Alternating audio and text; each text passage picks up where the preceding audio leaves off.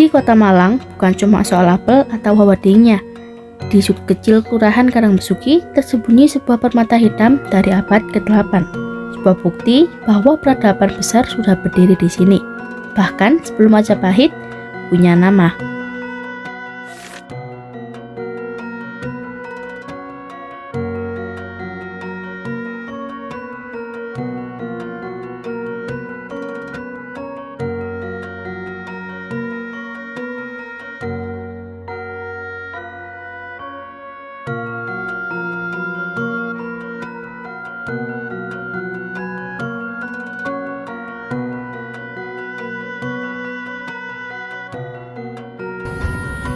Halo semuanya, perkenalkan kami dari kelompok Patik GBL ingin perkenalkan kelompok kita masing-masing. Dari saya, perkenalkan nama saya Rafa Novel Fadilah, absen 22. Saya Skato Janji Parva, absen 30. Saya Nafida Aginitoris, absen 20. Saya Malika Aisyah Ramadhati, absen 6. Ada Halo Sobat Sejarah, hari ini kami berada di Candi Badut, candi yang terletak di Kelurahan Karangbesuki. Jangan tertipu dengan namanya ya, ini bukan tempat pertunjukan lucu, melainkan ini adalah candi tertua yang ada di Jawa Timur. sejarah candi ini tertulis abadi dalam prasasti Dinoyo yang bertahun 682 Saka atau 760 Masehi. Candi ini peninggalan utama dari kerajaan Kanjuruhan.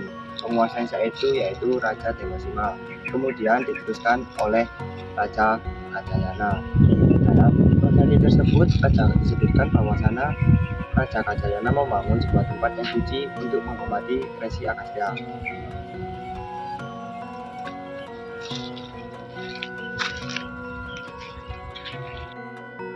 Meskipun lokasinya ada di Kota Malang, Candi Badut mempunyai langgam Jawa Tengah. Tubuhnya tambun, atapnya bertingkat-tingkat, dan tidak ada selasar di antara kaki dan badan candi. Ini membuktikan bahwa pada abad ke-8 ada hubungan budaya atau arsitek yang sangat erat antara kerajaan Kanjuruhan di sini dengan kerajaan-kerajaan di Jawa Tengah seperti di Dieng. Candi ini dibangun pada tahun 760 Masehi sebelum ada candi-candi Mekah seperti Trawulan. Batu-batu di belakang kita ini sudah berdiri kokoh. Mengapa namanya Badut? Menurut informasi paling valid mengatakan dari bahasa Sanskerta, siswa artinya penari atau pelawak. Dalam prasasti Dinoyo kuno, Raja Kajayana konon mempunyai sifat yaitu jenaka. Tapi jangan salah, candi ini sakral. Di tengah ruangan ini kalian bisa lihat lingga dan yani yang sangat besar. Ini adalah simbol kesuburan sekaligus perlambang Dewa Siwa dan Dewi Parwati dalam agama Hindu Siwa. Dulu di relung-relung luar ini terdapat arca-arca penting. Di sisi utara ada Durga Mahisasurama-Dini, di timur ada Ganesha, dan di selatan ada Agastya. Sayangnya, sekarang arca-arca asli tersebut sudah tidak ada lagi di tempatnya. Namun, struktur batunya tetap asli. Candi ini sempat terkubur tanah dan ditemukan kembali pada tahun 1921 oleh Marten Huyen, seorang pengawas perkebunan Belanda yang melihat gundukan batu dan semak-semak belukan di tengah ladang. Coba perhatikan hiasan di atas ini. Ada kepala raksasa yang disebut dengan kala. Uniknya, kala di Candi Badut ini digambarkan tanpa rahang bawah, gaya yang sangat khas dengan candi-candi tertua. Fungsinya itu sebagai penolak bala bagi siapapun yang datang ke Candi Badut dengan niat yang buruk. Tahu, aksesnya di sini juga unik loh. Kita masuk lewat gang permukiman warga sekitar. Begitu sampai di sini, suasananya terasa magis dan tenang banget. Ayo, aku kasih tahu teman-teman. Kaki candi ini memiliki panjang 2 meter, polos, dan tanpa relief, seperti fabel atau epik.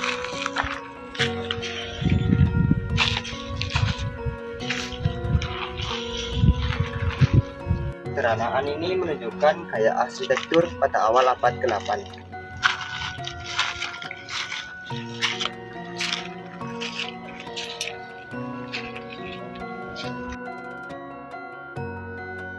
Meskipun sederhana, teknik penguncian batu andesitnya luar biasa.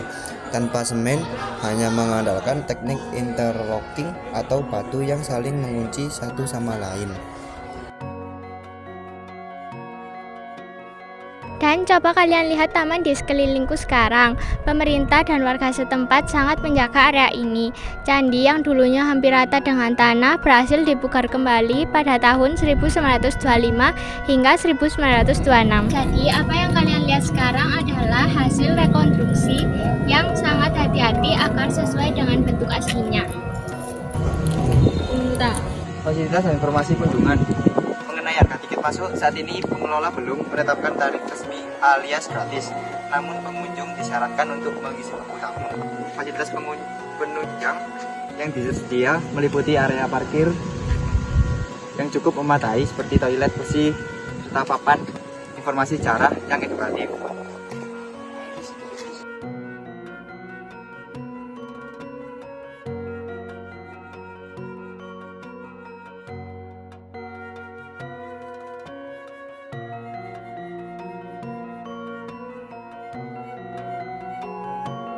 Inklusi di Candi Badut adalah kalian dapat mengagumi arsitektur candi yang unik. Candi ini memiliki gaya transisi seni Jawa Tengah dan Jawa Timur dengan relief yang masih terjaga keasliannya. Selanjutnya adalah samping tutul. Samping tutul di Candi Badut adalah selain kalian mempelajari sejarah kerajaan Kanjuruhan, kalian dapat melakukan swafoto dengan latar estetika bebatuan andesit yang ikonik.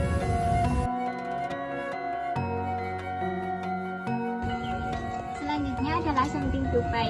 Samping Tupai di Candi Badut adalah meski berada di lingkungan cagar budaya, di sekitar kawasan candi terdapat berbagai gerai lokal dan pelaku UMKM yang menjajakan kuliner khas Malang.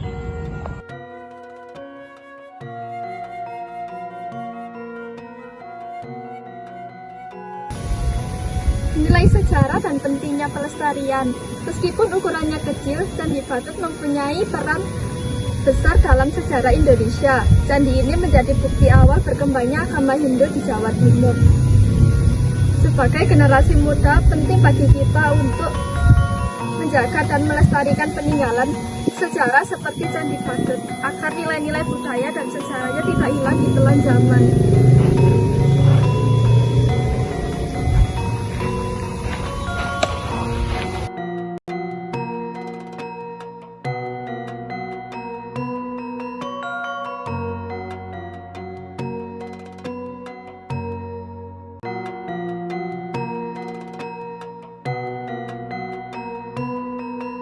Fungsi Candi Badut merupakan candi bercorak Hindu dan dipercaya digunakan sebagai tempat pemujaan dewa Siwa. Hal ini dapat dilihat dari bentuk bangunannya yang menghadap ke barat serta adanya relung-relung dan digunakan untuk menempatkan arca-arca dewa. Keunikan terletak pada usianya yang diperkirakan lebih tua dari candi-candi besar di Jawa Timur lainnya. Bahkan sering disebut sebagai candi tertua di Jawa Timur. Kelebihan sebagai peninggalan Raja Gajayana serta lokasinya yang berada di tengah pemukiman warga namun tetap terjaga keasriannya. Dan ingat ya guys, kalau kalian kesini tetap jaga etika, jangan buang sampah sembarangan dan jangan coret-coret. Wah, udah gak kerasa ya, kita udah keliling-keliling dari Badut. Menurut kami, caranya cukup menarik di sini. Oh ya, kalau kalian main ke Malang jangan lupa ke Candi Badut ya guys. Sekian dari video kelompok kami. Sampai jumpa.